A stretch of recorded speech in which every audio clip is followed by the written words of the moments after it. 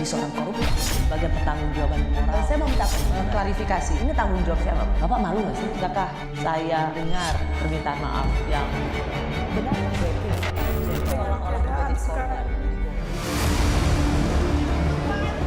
Terdapat kerugian negara dalam 3 bentuk: kerugian keuangan negara, illegal gain, dan kerugian perekonomian negara. Seluruhnya sebesar 11 triliun 880 miliar 351 juta 802.619 rupiah.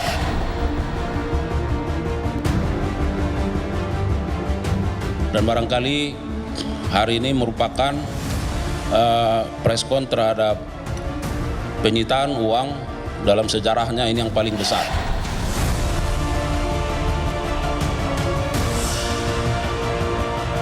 Untuk Permata Hijau dan Musimas Group, kita berharap ke depan mereka juga melakukan pengembalian seperti yang dilakukan oleh Wilmar.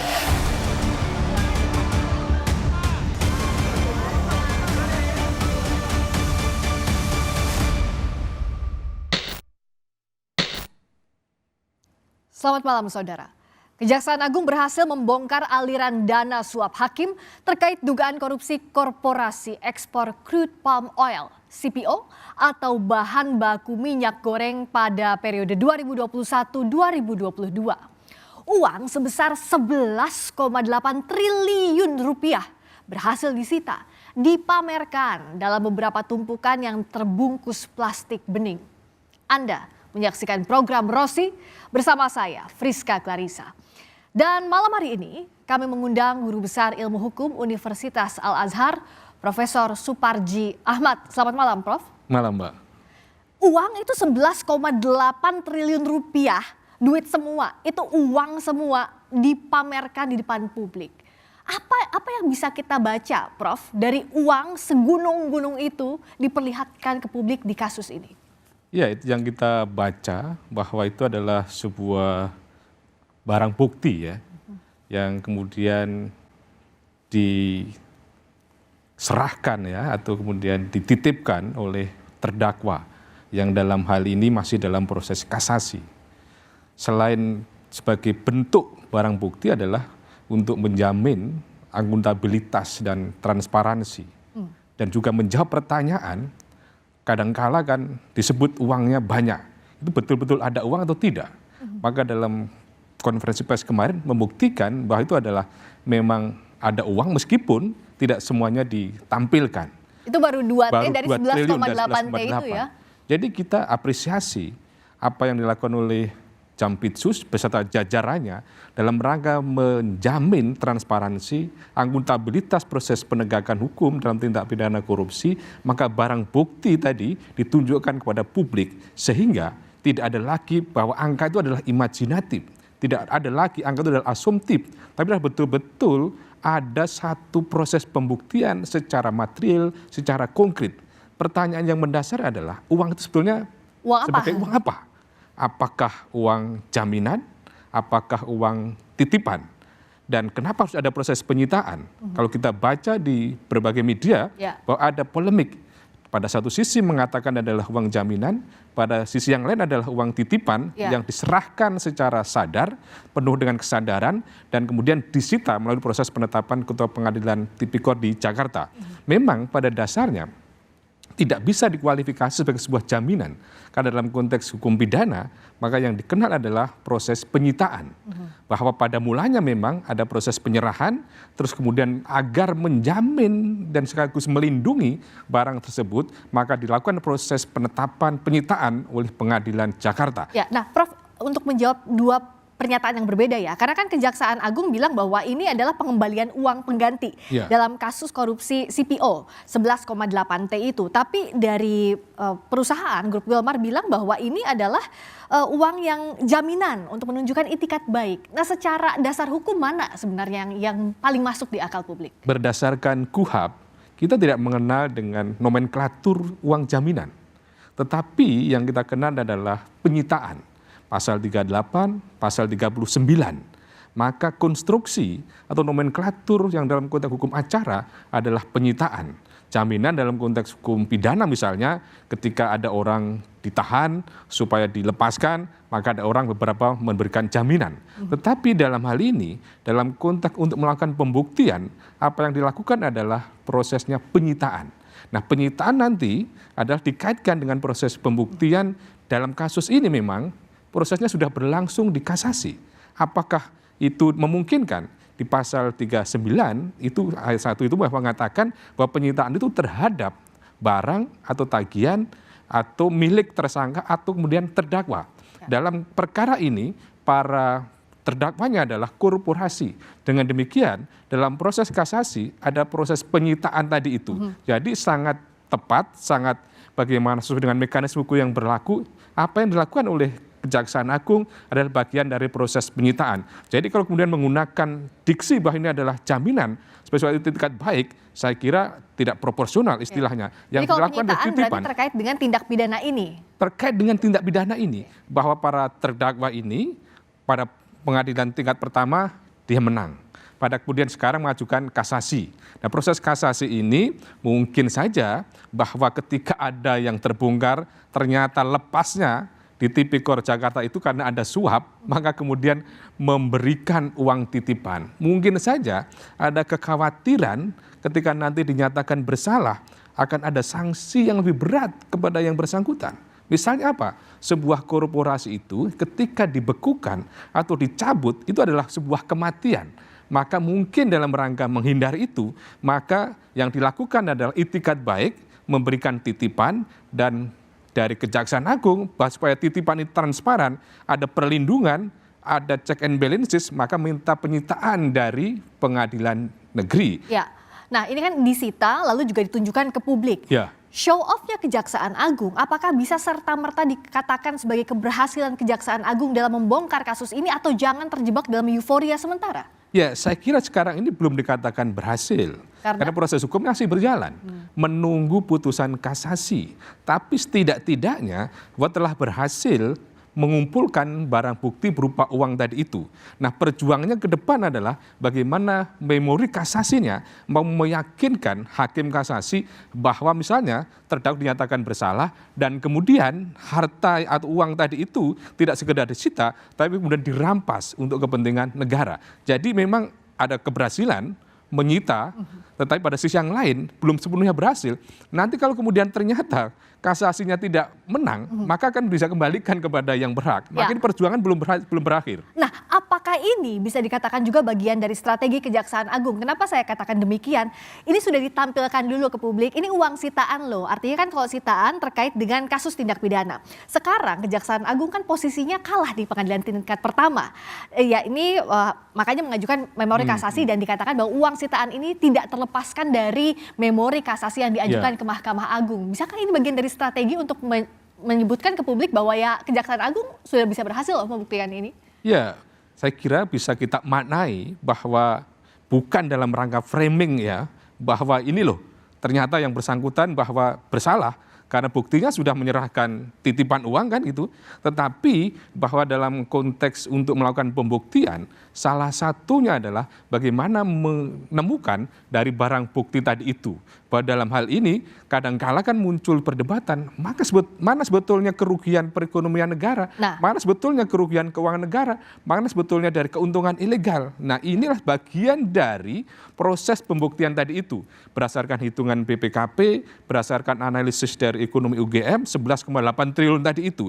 Jadi bahwa apa yang dilakukan oleh Kejaksaan Agung dalam konteks ini bukan semata-mata untuk kemudian menunjukkan telah berhasil untuk mengumpulkan atau menemukan barang bukti tadi itu, tapi pada sisi yang lain adalah bagian upaya kemudian meyakinkan dari kasasi, hakim kasasi bahwa ada bukti-bukti tentang kerugian tadi itu. Karena pada satu kasus-kasus tertentu, kadang-kadang kerugian itu dianggap sebagai sesuatu yang kemudian asumsi saja. Mana uangnya? Kadang-kadang dianggap sebagai sesuatu yang ilusioner saja. Maka ini adalah bukti tentang adanya uang tadi itu. Nah, tetapi sekali lagi ketika kemudian dikaitkan dengan perkara yang sedang berlangsung, memang belum sepenuhnya ya ini akan dikatakan sebagai suatu keberhasilan seandainya nanti bahwa akhirnya Mahkamah Agung memutuskan ini terdakwa ini adalah salah dan kemudian merampas semuanya, maka ada suatu keberhasilan yang luar biasa. Tetapi bisa dimungkinkan juga tidak dikabulkan kasasinya atau kemudian dikabulkan tapi uangnya tidak sepenuhnya itu tadi, bisa 50% atau 70% tergantung dari pembuktian Apa hakim. yang jadi hambatan Kejaksaan Agung jikalau misalnya tadi memori kasasinya tidak diterima ataupun tidak dikabulkan dalam hal untuk pengembalian uang tadi? Ya, kalau kita melihat bahwa potensi ya dikabulkan ya, saya kira sangat besar ya. Bahkan nyataannya dalam proses di tingkat 1 ada unsur ya suapnya terhadap hakim, sehingga bahwa kemudian kualifikasi putusan lepasnya itu adalah menjadi dipertanyakan. Karena kalau kita lihat bahwa putusan lepas semula itu karena adanya ini satu kesalahan tetapi bukan termasuk dari sebuah tindak pidana. Karena kemudian ada unsur petunnya. Makanya onslah putusannya lepas. Tetapi pada sisi yang lain juga menjadi satu pembuktian bahwa ada sejumlah uang yang telah kemudian dititipkan. Pertanyaan kan mendasar, apakah ini semata-mata etikat baik atau sebagai satu pengakuan bersalah sebetulnya pada para terdakwa. Jadi dalam konteks ini bahwa memang hambatan untuk kemudian membuktikan, maka sebetulnya tidak terlalu sulit gitu loh. Karena ini kan sebuah rangkaian. Kalau pidana terhadap orangnya kan sudah dinyatakan bersalah, sudah inkrah gitu ya. Bahwa pelaku perorangannya, seseorangnya, baik pejabat atau kemudian pelaku pengusahanya sudah dinyatakan bersalah. Cuman persoalannya pada waktu itu ketika kemudian membebankan adanya uang pengganti tidak dikabulkan. Maka kemudian beban uang pengganti sudah dibebankan pada korporasi. Maka kemudian Kejaksaan Agung mentersangkakan mendakwa kepada korporasi atas kerugian perekonomian negara, keuangan negara tadi itu. Jadi kalau dilihat dari kasus sebelumnya, maka sebetulnya cukup terang benderang adanya unsur kesalahan, ada unsurnya perbuatan melawan hukum, karena sekali lagi bahwa apa yang dilakukan untuk mentersangkakan, mendakwa atau kemudian menyatakan bersalah terdakwa korporasi ini adalah sejalan dengan kesalahan yang dilakukan oleh subjek hukum perorangan sebelumnya. Gitu. Selain ada unsur perbuatan melawan hukum dari putusan onslah sebelumnya, apalagi selain barang bukti 11,8 T ini, apa sebenarnya yang harus dibuktikan, ditunjukkan oleh Kejaksaan Agung untuk meyakinkan Hakim Agung di Mahkamah Agung? Ya, dalam konteks kualifikasi kasasi nanti adalah bagaimana menunjukkan kekeliruan, kekhilafan dalam proses misalnya penafsiran terhadap hukum, terhadap penilaian terhadap barang alat bukti, atau kemudian penilaian terhadap fakta persidangan. Jadi itulah kemudian ruang untuk membuktikan bagaimana ada kekeliruan-kekeliruan sebelumnya. Jadi dalam hal ini sepertinya yang kemudian perlu diluruskan atau kemudian diyakinkan oleh hakim terhadap hakim kasasi adalah kekeliruan terhadap unsur perbuatan melawan hukum. Pada kenyataannya ada unsur melawan hukum, unsur melawan peraturan perundang-undangan, dan ada unsur kerugian keuangan negara, perekonomian nasional, karena dakwanya adalah pasal 2 kemudian dan pasal 3 Undang-Undang Tindak Pidana Korupsi. Jadi yang harus dibuktikan yang paling mendasar, mengingat pada waktu itu ada unsur melawan hukum, tetapi bukan unsur melawan hukum pidana, tetapi adalah petun, maka dalam hal ini adalah bagaimana membuktikan unsur melawan hukum, konteksnya adalah melawan hukum pidana. Nah, kalau konteks melawan hukum pidana, soal kong kali kong sejumlah pihak penegak hukum di sana ada hakim, panitera, pengacara, kita akan bahas soal ini karena kerja penyelidikan Kejagung mengungkap ada kong kali kong suap yang melibatkan para hakim dan pengacara di balik vonis lepas 3 terdakwa korporasi kasus minyak goreng. Kejagung membuktikan dengan merilis permintaan maaf dan pengakuan advokat Wilmar Group Marcella Santoso. Saya menyadari di dalam proses penanganan perkara ini terdapat postingan yang sebenarnya sama sekali tidak terkait dengan perkara yang ditangani. Antara lain terkait dengan isu kehidupan pribadi Bapak Jaksa Agung, isu Pak Jampitsus, isu Bapak Dirdik, dan bahkan terdapat juga isu pemerintahan Bapak Presiden Prabowo seperti petisi RUU TNI dan juga Indonesia Gelap. Untuk itu dari hati yang paling dalam saya sampaikan penyesalan dan saya meminta maaf kepada bapak-bapak dan mungkin pihak lain yang terkait dan terdampak. Anda masih menyaksikan program Rosi dan saya masih bersama Guru Besar Ilmu Hukum Universitas Al-Azhar, Profesor Suparji Ahmad. Prof, bagaimana membacanya? Kenapa perlu tadi permintaan maaf dari Marcel Santoso, pengacara Wilmar Group, dipublikasikan, dirilis yang dilakukan oleh Kejaksaan Agung? Ya, bahwa substansi narasi yang disampaikan kan sebuah penyesalan, pengakuan atas kesalahan sebelumnya. Mengapa ini perlu diungkapkan ke publik? Ya, saya kira adalah bagian untuk mengklarifikasi atas informasi-informasi sebelumnya. Dan kenapa harus diklarifikasi? Untuk membangun kepercayaan institusi. Kenapa harus dibangun kepercayaan institusi? Karena penting institusi harus terpercaya oleh publik, oleh negara, oleh warga negara. Karena kalau sampai ada satu persepsi yang meragukan reputasi, meragukan terhadap institusi, maka akan menyebabkan itu tidak berjalan sesuai dengan mekanisme hukum yang berlaku. Jadi apa yang disampaikan tadi itu adalah bagian untuk mengklarifikasi atas informasi-informasi sebelumnya yang tidak benar, dan harapannya kemudian membangun sebuah kepercayaan terhadap institusi tadi itu, dan kemudian membangun sebuah keyakinan untuk tegak lurus menegakkan hukum di masa yang akan datang. Nah, Prof, kalau tadi kan juga dikatakan oleh Marcel bahwa itu postingan yang tidak terkait dengan perkara yang ditangani, terkait dengan hal pribadi Jaksa Agung, juga Jampitsus, Dirdik, dan sebagainya. Memangnya seberapa mengganggunya terhadap citra Kejaksaan Agung kalau itu dianggap tidak terkait dengan kasus? Ya, saya kira bahwa ini sangat terkait gitu ya. Ketika kemudian menyerang reputasi pribadi, akan menurunkan sebuah kredibilitas tentang pribadi tadi itu, yang pada dampaknya juga bisa menimbulkan kredibilitas terhadap institusi tadi itu. Kita diserang secara pribadi tentang hal-hal yang terkait dengan misalnya Jampitsus, misalnya dengan Dirdik. Menurut saya ini kan tidak proporsional. Dalam konteks ini adalah ketika menyerang berarti tidak proporsional, menjadi tidak proporsional lagi, kemudian juga mengkaitkan perkara satu dengan misalnya soal pribadi tadi itu. Jadi menurut saya ini adalah apa yang dilakukan menjadi pembelajaran ke depan. Jangan sampai orang berperkara menyerang pribadi misalnya penegak hukum gitu.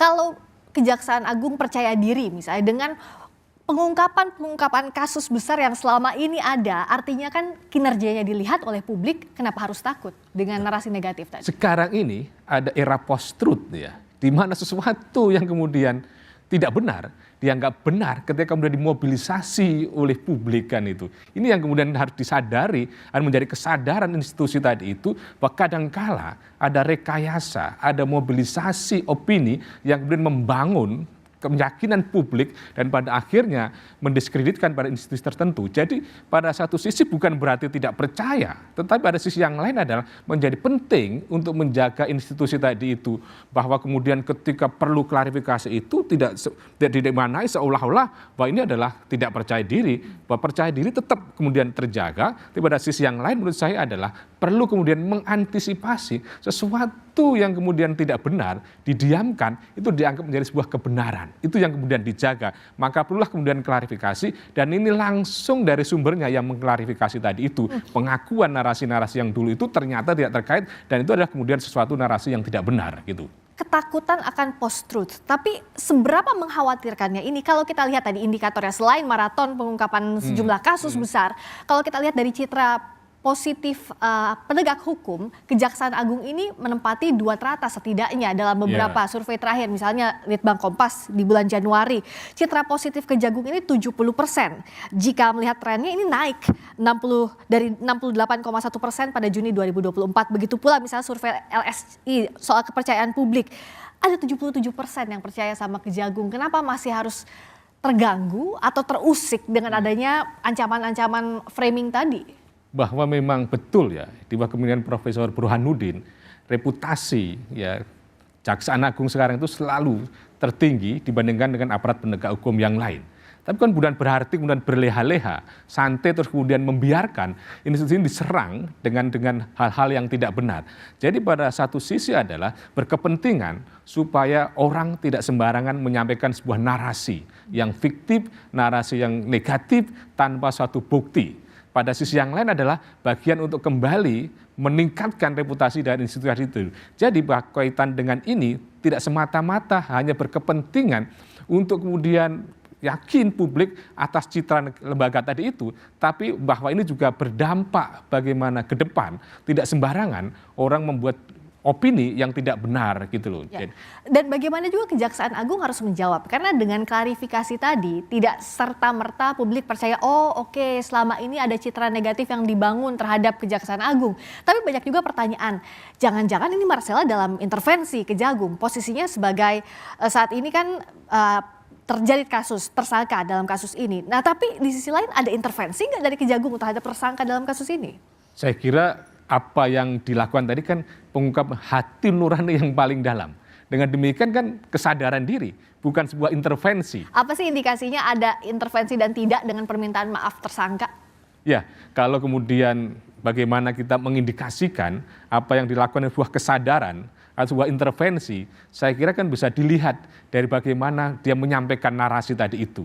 Dan harapannya bahwa yang disampaikan tadi itu bukan sebuah rekayasa, tapi sebuah kesadaran gitu. Dan saya kira juga menjadi penting bahwa tidak mungkin misalnya aparat penegak hukum itu melakukan intervensi, melakukan penekanan, melakukan paksaan, karena itu bertentangan dengan hukum acara, bertentangan dengan hak asasi manusia. Jadi dalam konteks apa yang disampaikan oleh tersangka tadi itu adalah dalam rangka kemudian mengklarifikasi berita-berita sebelumnya, dan kenapa perlu diklarifikasi supaya membangun sebuah kepercayaan publik pada institusi tadi, dan pada akhirnya adalah ke depan ada perbaikan-perbaikan supaya orang tidak sembarangan membuat opini yang menyudutkan dengan data hal-hal pribadi yang tidak relevan dengan perkara yang sedang ditangani gitu. Salah satu tersangka tadi advokat yang melakukan permintaan maaf. Lalu ada hakim yang terlibat dalam vonis lepas itu, dalam suap vonis lepas kasus minyak goreng. Ini kan ada kong kali kong antara pengacara, hakim, panitera bahkan. Iya. Ini bagaimana bisa publik percaya sementara sistemnya saja yang dilihat ada kebobrokan yang melibatkan kong kali kong dari berbagai pihak, Prof?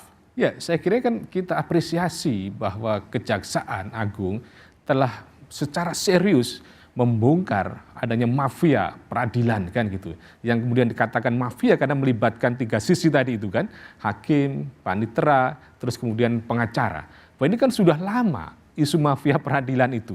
Tetapi dengan beberapa momentum yang dimulai oleh Kejaksaan Agung ini bukti adanya mafia tadi itu. Persoalannya adalah apakah ini mampu kemudian membangun sebuah kepercayaan publik atas praktek-praktek ke depan.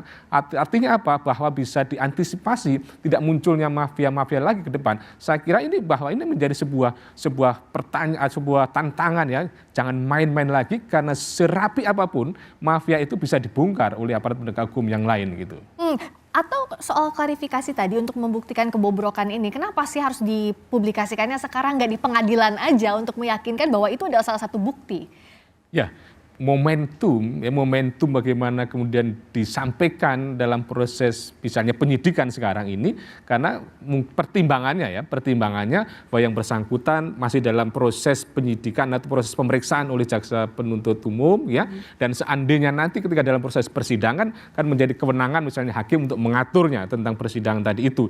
Dan lagi-lagi bahwa ini kita jangan kemudian maknai bahwa apa yang dilakukan oleh tadi itu karena intervensi, tapi adalah karena kemudian satu kesadaran. Kenapa kemudian harus diungkap? Ya artinya apa kalau kemudian dia bikin misalnya video terus kemudian tidak diungkap pada publik, maka bisa jadi ini adalah kemauan dari tersangka untuk kemudian dia bikin video tadi itu dan supaya memiliki arti terhadap perkembangan hukum, terhadap semangat penegakan hukum, maka disampaikan pada publik melalui press release atau pas momentum konferensi tadi itu. Atau bisa dikatakan bahwa ini lagi-lagi bagian dari strategi Kejaksaan Agung. Kenapa demikian? Ini salah satu amunisi, satu klarifikasi dari salah satu tersangka.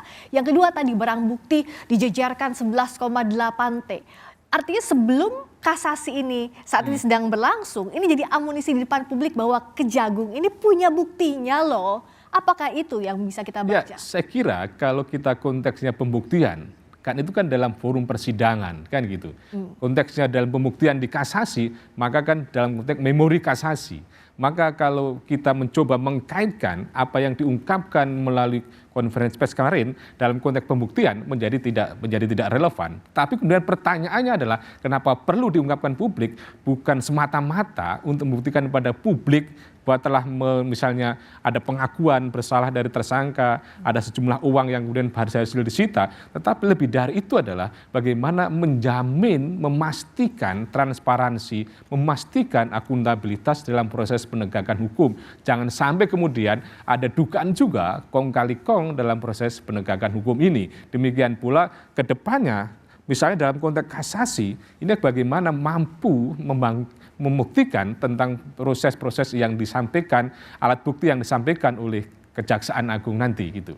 Meskipun uang penyitaan itu tidak terlepas dari memori kasasi ya kalau disampaikan Kejaksaan Agung? Ya, bagian yang tidak terpisahkan dan itu tambahan dari memori kasasi yang disampaikan oleh Kejaksaan Agung untuk meyakinkan bahwa dakwaannya waktu itu adalah bisa dipertanggungjawabkan berdasarkan alat bukti yang cukup dan ada didukung dengan barang bukti yang ada. Karena dalam proses penindakan hukum itu bagaimana mencari kebenaran material yang didukung dengan alat bukti setidaknya 2 dan didukung dengan barang bukti yang ada. Kalau misalnya membuktikan adanya kerugian keuangan negara, perekonomian negara, itu buktinya mana kerugiannya? Maka inilah sebetulnya barang bukti yang menjadi bahwa ternyata memang ada uang yang diperoleh dalam transaksi yang tidak sesuai dengan mekanisme atau transaksi yang ilegal tadi itu, transaksi perdagangan yang kemudian menguntungkan secara sepihak, dan kita bisa bayangkan bagaimana negara pada waktu sampai harus kemudian memberikan semacam BLT atas atau kemudian ada semacam insentif atau kemudian kemudahan yang didukung dari ketika ada kelangkaan minyak goreng pada waktu itu. Negara mengalami kerugian yang cukup signifikan. Maka ini kan pembelajaran yang baik bagaimana para pengusaha-pengusaha itu tidak memainkan ya tentang bagaimana kebutuhan masyarakat gitu loh. Bisa kita baca ini kondisinya sebagai ironi di tengah ironi. kesulitan yang terjadi. Perbuatan terdakwa mencederai nama baik serta menghilangkan kepercayaan masyarakat kepada lembaga Mahkamah Agung dan badan peradilan di bawahnya. Perbuatan terdakwa menunjukkan sifat serakah karena di masa purna bakti masih melakukan tindak pidana padahal telah memiliki banyak harta benda. Keadaan yang meringankan, terdakwa menyesali perbuatannya. Terdakwa belum pernah dihukum, terdakwa masih mempunyai tanggungan keluarga. Menjatuhkan pidana terhadap terdakwa oleh karena itu dengan pidana penjara selama 16 tahun dan denda sejumlah 1 miliar rupiah dengan ketentuan apabila denda tidak dibayar maka diganti dengan pidana kurungan selama 6 bulan. Anda masih menyaksikan program Rosi dan saya masih bersama dengan Guru Besar Ilmu Hukum Universitas Al-Azhar, Profesor Suparji Ahmad. Prof, apa yang Prof lihat dari pernyataan sampai terbata menahan tangis dari Ketua Majelis Hakim Pengadilan Tipikor saat membacakan vonis Zaraf Rikar? Bahkan tadi penekanannya saat kata serakah, sifat serakah, lalu juga menghilangkan kepercayaan masyarakat terhadap Mahkamah Agung. Iya, pertama Ketua majelisnya kan ibu-ibu kan, yang pasti kan perasaannya lebih dalam kan, sehingga kemudian mudah menangis kan, mudah tersentuh hatinya. Dan yang kedua, apa yang disampaikan kan fakta yang benar bahwa memang ada keserakahan kan gitu ya. Dan kemudian yang ketiga bahwa akibat dari perilaku tadi itu menyebabkan reputasi, citra hakim, citra pengadilan menjadi tidak baik di mata publik kan gitu. Sedangkan kalau kita lihat bahwa hakim itu adalah pejabat negara, hakim itu adalah yang dimuliakan, hakim itu adalah wakil Tuhan di dunia, maka tentunya harus menjauhkan diri dari perilaku-perilaku keserakahan tadi itu. Maka apa yang diungkapkan tadi adalah sebagai sebuah suara hati nurani sama hakim yang kemudian berharap itu bahwa yang bersangkutan tadi itu sadar gitu ya, dan kemudian menyadar juga memberikan perhatian kepada yang lain. Jadi apa yang disampaikan oleh Ketua Majelis tadi itu adalah sebuah renungan, sebuah pemikiran, sebuah tangisan, ya kenapa kok temennya gitu ya, kenapa kok hakim yang sudah pensiun, yang sudah duitnya banyak, masih serakah. Bahkan ini pejabat MA ya, pejabat gitu, bukan yang menentukan, bukan hakim. Bukan yang menentukan. Dan ini kan menjadi satu hal yang sangat ironi gitu loh. Bagaimana dia juga sudah pensiun masih bisa bermain-main dengan perkara kan gitu. Ini kan yang kemudian menangisnya itu sebabnya itu tadi itu. Kok bisa gitu loh, sudah duitnya banyak kok, sudah pensiun kok, peradilan itu harus lebih baik, kok itu masih melakukan seperti itu. Ini pertanyaannya itu aja, kok bisa teman saya seperti itulah, kemudian dia menangis kan itu. Pertanyaan kok bisa lainnya adalah Zaraf Rikard ini kan 1 triliun barang buktinya. Bahkan Zaraf bilang bahwa lalai kok 1 triliun. Lalu vonisnya kenapa 16 tahun? Ini bisa dikatakan vonis yang setimpal atau tidak? Meskipun kita menghargai vonis dari pengadilan tipikor, tapi sepadan atau tidak, Prof? Ya, bahwa yang digunakan alasan meringankan kan alasan-alasan kemanusiaan kan, alasan kesehatan, alasan masih punya tanggungan, kemudian alasan mungkin usia kan gitu, yang kemudian akhirnya dari tuntutan 20 tahun menjadi kemudian 16 tahun. Mungkin juga perlu ada pertimbangan, ada perkara lain misalnya tindak pidana pencucian uang yang kemudian bisa akan lebih memberatkan itu. Dan kesempatan usianya sekarang berapa? 63 tahun. Ya, 63 tahun. Kalau kemudian 20 tahun ditambah bisa 83 tahun, identik dengan ibaratnya penjara seumur hidup. Maka dalam pandangan hakim itu akan dianggap sebagai suatu hal yang wajar, suatu yang kemudian proporsional. Tetapi kalau melihat dari yang bersangkutan adalah hakim, bahkan kemudian sudah pensiun tadi itu, terus kemudian dia terima begitu banyaknya uangnya tadi itu,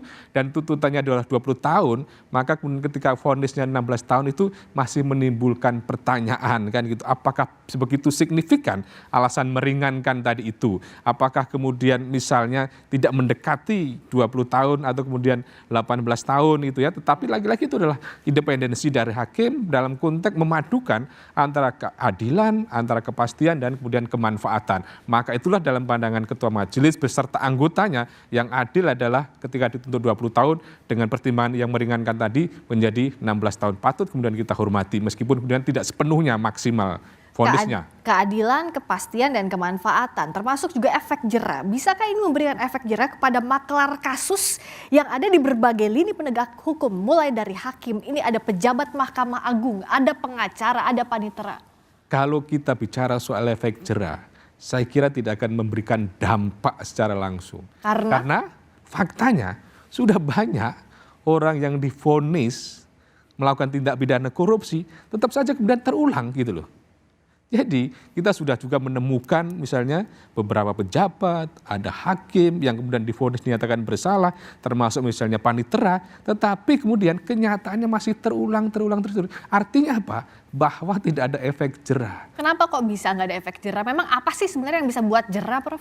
Iya, yang bisa efek jera itu sebetulnya kan kesadaran dirinya bahwa sebetulnya dia tidak boleh melakukan itu. Dan kemudian adalah misalnya vonis seberat-beratnya akan menimbulkan efek jera. Dan efek jera juga bisa dilakukan dengan adanya misalnya upaya hukuman yang misalnya bisa memiskinkan itu ya, misalnya dikaitkan dengan bagaimana adanya perampasan aset itu, maka bisa berdampak pada penjeraan tadi itu. Jadi kalau misalnya hanya hukuman badan itu ya, maka kemudian menyebabkan mungkin saja masih ada tabungan, masih ada simpanan, bisa bertahan hidup, atau kemudian bisa bertahan di penjara, atau kemudian keluarganya menjadi tenang dan sebagainya. Maka menjadi penting adalah bagaimana ada bentuk perampasan aset sehingga menjadi salah satu instrumen untuk kemudian menjerakan. Jadi memiskinkan koruptor karena motivasi untuk korupsi adalah uang. Itu. Maka tadi kan sifat rakus. Maka pada dasarnya salah satu penyebab korupsi adalah kerakusan. Jadi bukan persoalan kebutuhan, bahwa uangnya sudah banyak, masih saja kemudian melakukan korupsi karena sifat rakus tadi itulah kemudian bagian dari sifat yang harus dipangkas melalui pemberantasan tindak pidana korupsi. Dan selama ini meskipun sudah ada perbaikan, tapi kenyataannya bahwa masih terulang lagi, maka kita sangat mengapresiasi bagaimana Kejaksaan Agung itu tidak sekedar menjarakan orang, tetapi adalah bagaimana melakukan pemulihan kerugian keuangan negara. Pemberantasan korupsi tidak dikatakan berhasil kalau hanya sebatas bisa memenjarakan orang. Kalau tidak berhasil bagaimana memulihkan kerugian keuangan negara, perekonomian nasional, maka itu menjadi dikatakan tidak sepenuhnya berhasil. Maka penerapan tindak pidana korporasi, penerapan misalnya bagaimana hukuman uang pengganti yang besar, itu adalah ada satu instrumen untuk kemudian bisa menimbulkan efek jera. Cuman persoalannya adalah ada keterbatasan pengawasan. Kalau sanksinya adalah berupa hukuman uang pengganti, karena ada batasnya sejumlah tentang kerugian yang diderita. Ya. Tapi beda konteksnya kalau adanya perampasan aset, maka tidak terbatas tentang nominal batasan-batasan dari yang bisa dirampas tadi itu. Kalau kebijakan untuk menaikkan gaji hakim 280% yang disampaikan Pak Presiden Prabowo Subianto, apakah itu bisa jadi salah satu solusi untuk kita katakan menjaga integritas? Ya, saya kira bahwa kenaikan gaji itu salah satu saja yang kemudian bisa meningkatkan integritas orang. Tetapi integritas itu akan tumbuh dari kesadaran sendiri. Saya seringkali menggunakan istilah apa yang dikatakan oleh kalimat Bung Karno itu, kalaupun saya dijaga dengan polisi rahasia, dengan senjata tajam lengkap di tangannya, saya tahu apa yang harus saya lakukan. Artinya apa? Tidak perlu pengawasan, tidak perlu senjata tajam yang udah nakut-nakuti. Kalau sudah sadar, maka semuanya akan berjalan dengan baik. Jadi soal integritas itu adalah kembali bagaimana diingatkan secara terus-menerus, bagaimana dibuat kesadaran yang baik, bagaimana direkrut dengan cara baik, maka buat pada akhirnya tidak perlu pengawasan-pengawasan. Kalau kita lihat, pengawasan hakim itu sangat paling lengkap.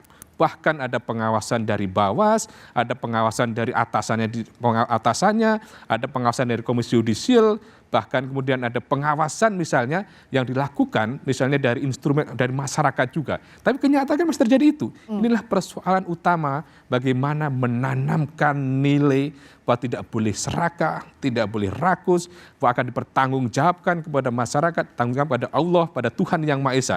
Jadi ini adalah soal kesadaran. Meskipun tidak sepenuhnya persoalan kenaikan gaji melahirkan sebuah integritas, karena apapun gaji sebanyak punya, itu juga bisa saja kemudian melakukan hal-hal yang tidak baik. Jadi ada faktor greedy, jadi kenaikan gaji bukan satu-satunya obat untuk memperbaiki integritas. Oke, kalau tadi salah satunya begitu harus RUU perampasan aset. Tapi pertanyaannya kenapa sampai sekarang undang-undang perampasan aset kok kayaknya mandek sih? Nggak disahkan aja oleh DPR. RUU perampasan aset tidak disahkan menjadi undang-undang. Kita mendengar atau saya mendengar bahwa katanya sudah ada kemajuan ya proses pembahasan di DPR. Kalau persoalan bagaimana belum disahkan antara DPR dengan pemerintah, mungkin saja belum ada ya kesepakatan. Bisa jadi khawatir akan melanggar asasi manusia. Karena misalnya tiba-tiba aset yang sudah dimiliki karena dulu hasil misalnya leluhurnya itu hasil korupsi tiba-tiba dirampas, maka kan melanggar hak asasi manusia. Perlu misalnya selektivitas aset-aset mana yang bisa dirampas supaya kemudian tidak melanggar hak asasi manusia.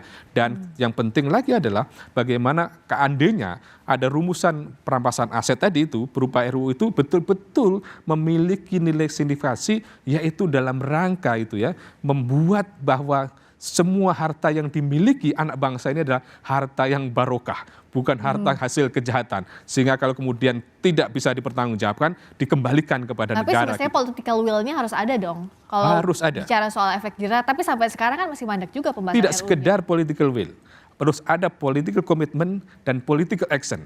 Kalau political will saya kira sudah lama ada, kemauan politik ada, tetapi actionnya, komitmennya itu belum nampak sama sekali. Itu yang kemudian kita tunggu gitu. Bagaimana ada satu kata dan satu hati dan satu perbuatan, itulah sebenarnya integritas yang kita tunggu para pejabat negara kita itu dalam konteks mengimplementasikan, mengesahkan RUU perampasan aset itu. Bagaimana agar walk the talk, agar actionnya ada.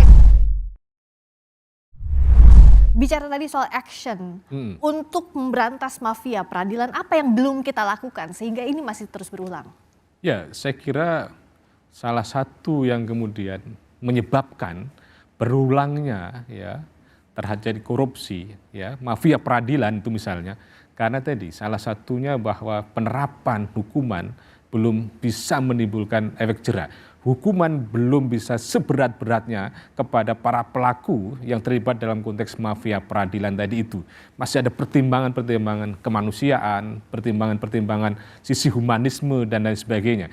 Maka harapannya adalah supaya setiap vonis itu bisa menimbulkan efek jera tadi itu adalah bagaimana vonis yang seberat-beratnya, vonis yang kemudian bisa memulihkan kerugian keuangan negara, dan menurut saya ini adalah momentum yang baik itu bagaimana uang 11,8 triliun itu kan sebagai salah satu bentuk kontribusi penegak hukum terhadap negara untuk membantu misalnya pemulihan ekonomi, pertumbuhan ekonomi, tidak sekedar misalnya penegakan hukum yang membebani negara. Ya, it sounds cliche but it has to be done. Misalnya hal terdengar klise tapi harus dilakukan adalah pengawasan.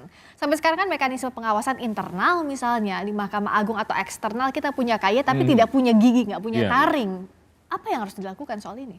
Ya, bahwa pengawasan yang saya katakan tadi di Mahkamah Agung itu pengawasan yang paling ketat. Ada 4 pengawasan yang saya katakan tadi itu. Kenapa kemudian masih kecolongan kan gitu kan? Kenapa kemudian masih terjadi praktek-praktek yang tidak sesuai dengan hukum yang sebenarnya? Maka saja itu adalah rendahnya integritas, rendahnya moralitas, rendahnya bagaimana menahan godaan isi tas sehingga kemudian menyebabkan itu tadi kapasitas sebagai orang hakim tereduksi tadi itu yang mestinya adalah memberikan rasa keadilan tapi justru menggadaikan keadilan. Godaan-godaan yang bersifat manusiawi tadi itulah yang menyebabkan terendahnya kualitas putusan dan kemudiannya bisa dibelinya putusan atau kemudian vonis-vonis dari hakim tadi itu atau kemudian tuntutan-tuntutan dalam proses penanganan perkara itu. Jadi menurut saya, bahwa pengawasan itu ada dimulai dari awal. Ini kemarin ada berapa 1.000 hakim yang dilantik, yang dikukuhkan. Harapannya itu betul-betul itu nanti bisa didorong betul-betul menanamkan integritas tadi itu. Atmosfer, kultur dalam suatu lembaga tadi dicegah adanya budaya-budaya korupsi atau juga mafia-mafia tadi itu gitu loh. Ya. Dan bagaimana pula agar dari sisi penegak hukum jangan cuma one hit wonder. Oke, udah ada pengungkapan kasus ke publik tapi akhirnya nanti melempem. Tidak boleh seperti itu. Tidak boleh seperti itu dan menjadi tugas kita semuanya adalah mengawal penanganan perkara ini termasuk bagaimana realisasi 11,8 triliun tadi itu bisa menjadi sebuah kenyataan. Misalnya dinyatakan bersalah oleh hakim, oleh kasasi, langsung kemudian bisa menjadi PNBP, penerima negara bukan pajak, yang bisa membantu Pak Presiden Prabowo untuk membangun negara ini. Jadi ini sebuah kontribusi yang sangat baik bagaimana Kejaksaan Agung memberikan sumbangan kepada negara, kepada pemerintah dalam membantu pendapatan negara bukan pajak. Makanya kemudian bahwa ketika mulai Presiden Pak Jokowi pun sampai Pak Prabowo, Kejaksaan Agung itu berada di tingkat atas karena salah satunya adalah berhasil memulihkan, membantu penerimaan negara tadi itu. Perbaikan sistem ini yang jadi pembuktian penegak hukum. Terima kasih Prof. Suparji Ahmad dan terima kasih Anda telah menyaksikan program Prosi. Kita jumpa lagi Kamis depan hanya di Kompas TV, independen terpercaya. Saya Friska Clarissa, selamat malam, sampai jumpa.